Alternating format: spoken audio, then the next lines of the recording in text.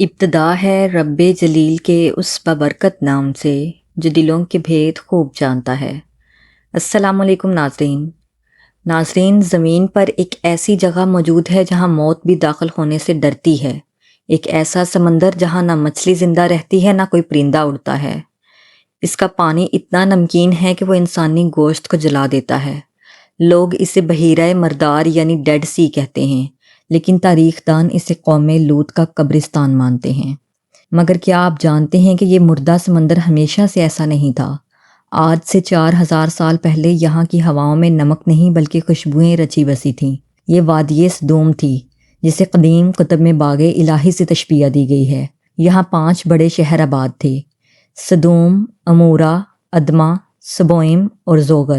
ان میں سے سدوم وہ مرکز تھا جہاں سے برائی کی ایسی لہر اٹھی جس نے پوری انسانیت کے ڈھانچے کو ہلا کر رکھ دیا۔ ناظرین، کیا آپ تیار ہیں اس ہولناک سچائی کا سامنا کرنے کے لیے جسے ناسا کے کیمروں نے دریافت کیا؟ ناظرین، آج کی اس ویڈیو میں ہم دیکھیں گے کہ وہ کیا نفسیاتی بیماری تھی جس نے ایک پوری قوم کو اندھا کر دیا۔ حضرت لوط علیہ السلام کی وہ 20 سالہ جدوجہد جس کا ہر لمحہ ایک تڑپ تھا۔ وہ خوبصورت مسافر کون تھے جس کے آنے پر زمین کانپ اٹھی؟ کیا واقعی آسمان سے گندک اور آگ برسی تھی؟ جدید سائنس اس جگہ کے بارے میں کیا انکشافات کرتی ہے؟ ناظرین، سدوم کوئی معمولی بستی نہیں تھی، یہ اس وقت کی سب سے جدید اور امیر ترین ریاست تھی۔ یہاں کا جغرافیہ ایسا تھا کہ یہ شام اور حجاز کے درمیان تجارت کا مرکز تھی۔ یہاں اناج کی ریل پیل تھی اور پانی کی کوئی کمی نہیں تھی۔ لیکن جب مادہ پرستی یعنی مٹیریلزم حد سے زیادہ بڑھ جائے تو انسان اللہ کو بھول کر اپنی خواہشات کا غلام بن جاتا ہے۔ لیکن یہاں کے لوگ ایک عجیب و غریب خبت میں مبتلا تھے۔ انہوں نے فطرت کے لکھے ہوئے قانون کو بدلنے کی کوشش کی۔ تاریخی روایات بتاتی ہیں کہ شیطان نے اس قوم کے سامنے ایک ایسے فعل کو فیشن اور آزادی بنا کر پیش کیا جو فطرت کے بالکل خلاف تھا: مردوں کا مردوں کی طرف مائل ہونا، ایک ایسی بیماری جس کا بیج اسی بستی میں بویا گیا۔ آہستہ آہستہ یہ گناہ ایک فیشن بن گیا۔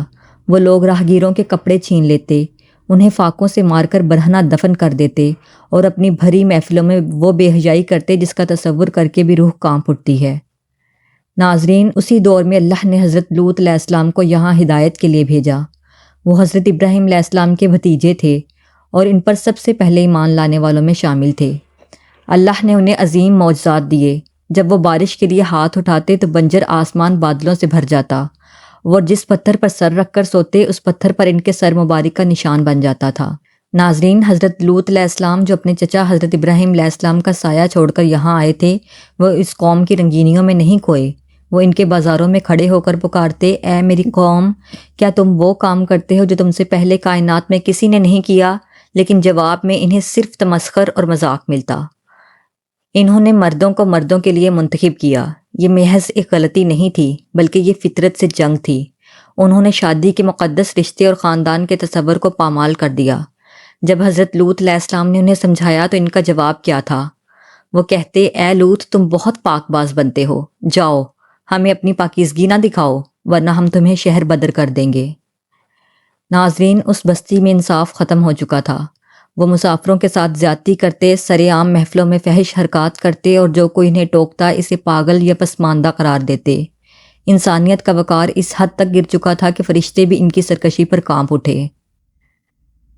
ناظرین، تصور کیجئے اس نبی کی تنہائی کا جو 20 سال تک ایسی دیوار سے سر ٹکراتا رہا جو پتھر سے بھی زیادہ سخت تھی۔ حضرت لوط علیہ السلام جو حضرت ابراہیم علیہ السلام کے نقش قدم پر چلتے ہوئے یہاں آئے تھے، وہ صرف ایک مبلغ نہیں تھے، وہ ایک باپ اور ایک محافظ بھی تھے۔ وہ راتوں کو رو رو کر دعا کرتے: اے میرے رب، اس مفسد قوم کے مقابلے میں میری مدد فرما۔ لیکن عبرت کی بات دیکھیے، ان کا اپنا گھر بھی محفوظ نہ رہا۔ ان کی بیوی جس کا نام عائلہ تھا، جو بظاہر ان کے ساتھ تھی لیکن دل سے وہ انہی گناہ گاروں کی ہمدرد تھی، وہ وحی کی امین بننے کے بجائے شر پسندوں کی مخبر یعنی سپاہی بن چکی تھی۔ ناظرین، بدبخت قوموں پہ عذاب یکدم نہیں آ جاتے، عذاب آنے سے پہلے اللہ مہلت دیتا ہے۔ سدوم کے لوگوں کو بار بار وارننگ دی گئی، زلزلے کے چھوٹے جھٹکے آئے، قحط پڑا، لیکن ان کے دلوں پر مہر لگ چکی تھی۔ انہوں نے آخری حد پار کر دی جب انہوں نے حضرت لوط علیہ السلام سے کہا: اگر تم سچے ہو تو لے آؤ وہ عذاب جس کا تم وعدہ کرتے ہو۔ ناظرین، پھر وہ ہوا جو کسی نے نہ دیکھا نہ سنا۔ یہ سدوم کی آخری شام تھی۔ حضرت لوط علیہ السلام اپنی بیٹیوں کے ساتھ دریا کے کنارے تھے جب انہوں نے ان 3 مسافروں کو دیکھا۔ ان کا دل ڈوبنے لگا۔ وہ جانتے تھے کہ ان کی بدبخت قوم ان خوبصورت مہمانوں کو نہیں چھوڑے گی۔ وہ انہیں چھپا کر اپنے گھر لے گئے، لیکن ان کی بیوی جس کا جسم گھر میں تھا لیکن روح قوم کے ساتھ تھی، اس نے گھر کی چھت پر آگ جلا کر قوم کو اشارہ کر دیا، آ جاؤ، لوط کے گھر وہ مہمان آئے ہیں جن کا تم انتظار کر رہے تھے۔ ناظرین ذرا تصور کیجئے اس ہولناک منظر کا۔ ایک نبی کا گھر ہے، اندر معصوم بیٹیاں اور معزز مہمان ہیں، اور باہر پوری بستی کا ہجوم دیواریں توڑنے پر تلا ہے۔ وہ لوگ جن کی آنکھوں پر ہوس کی پٹی بندھی تھی وہ چلاتے ہوئے مہمانوں کا مطالبہ کر رہے تھے۔ حضرت لوط علیہ السلام نے دروازے کی اوٹ سے گڑ گڑا کر کہا، اے میری قوم، یہ میری بیٹیاں ہیں، یعنی میری قوم کی عورتیں، ان سے نکاح کرو، یہ تمہارے لیے پاکیزہ ہیں، مجھے میرے مہمانوں کے سامنے رسوا نہ کرو۔ ناظرین، لیکن اس بدبخت قوم نے وہ جملہ کہا جو کائنات کی تاریخ میں کالے حروف سے لکھا گیا، تم جانتے ہو کہ ہمیں تمہاری بیٹیوں کی حاجت نہیں، اور تمہیں معلوم ہے کہ ہم کیا چاہتے ہیں۔ اسی لمحے حضرت لوط علیہ السلام کی زبان سے ایک آہ نکلی، کاش میرے پاس تمہارے مقابلے کی کوئی طاقت ہوتی، یا میں کسی مضبوط سہارے کی پناہ لے پاتا۔ ناظرین، اب مہمانوں نے کلام کیا۔ انہوں نے کہا، اے لوط، غم نہ کیجیے، یہ آپ تک ہرگز نہیں پہنچ سکتے، ہم آپ کے رب کے بھیجے ہوئے فرشتے ہیں۔ ناظرین، ایک روایت میں آتا ہے کہ حضرت جبرائیل علیہ السلام نے اپنے ایک پر کا معمولی سا کونا ان لوگوں پر مارا، اور ایک لمحے میں وہ سب کے سب اندھے ہو گئے۔ وہ جو ابھی دیواریں توڑ رہے تھے اب ایک دوسرے سے ٹکرا رہے تھے اور چیخ رہے تھے اور چلا چلا کر کہہ رہے تھے کہ لوط کے مہمانوں نے ہمیں جادو کر دیا۔ لیکن یہ جادو نہیں تھا، یہ اس عذاب کی پہلی جھلک تھی جو اگلی صبح آنے والا تھا۔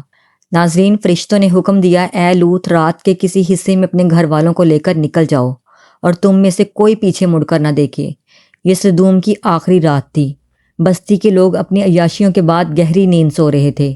انہیں علم نہیں تھا کہ موت ان کے سروں پر کھڑی ہے۔ حضرت لوط علیہ السلام اپنی بیٹیوں کے ساتھ تیزی سے پہاڑوں کی طرف نکل گئے۔ ان کے ساتھ ان کی بیوی بھی تھی، لیکن اس کا دل اب بھی ان گناہ گاروں کے ساتھ دھڑک رہا تھا۔ ابھی سورج طلوع نہیں ہوا تھا کہ وہ ہولناک گھڑی آ پہنچی جس کا وعدہ کیا گیا تھا۔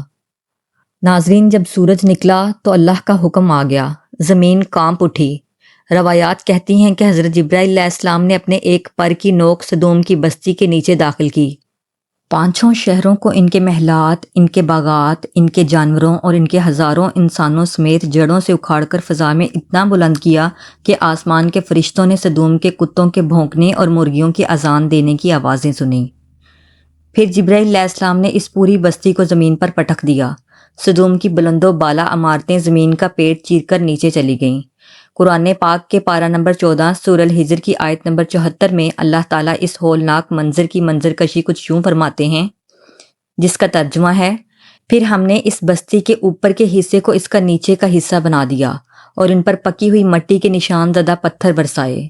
ناظرین، اس ایک آیت میں پوری قوم کی تباہی کا نقشہ کھینچ دیا گیا ہے۔ عالیہ کا مطلب ہے بلند ترین حصہ، اور سافل کا مطلب ہے سب سے نچلا حصہ۔ یعنی جبرائیل امین علیہ السلام نے اس پوری بستی کو زمین کی گہرائیوں سے اکھاڑا اور پھر اسے الٹ کر زمین پر پٹک دیا تاکہ ان کے گناہوں کے نشانات بھی ہمیشہ کے لیے مٹ جائیں۔ ناظرین، عذاب یہیں ختم نہیں ہوا۔ اللہ نے آسمان سے پکی ہوئی مٹی کے پتھروں کی بارش برسائی۔ یہ عام پتھر نہیں تھے، ہر پتھر پر اس شخص کا نام لکھا تھا جسے وہ لگنا تھا۔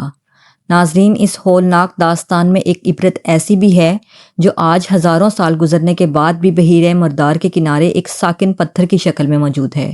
یہ حضرت لوط علیہ السلام کی بیوی عائلہ کا انجام ہے۔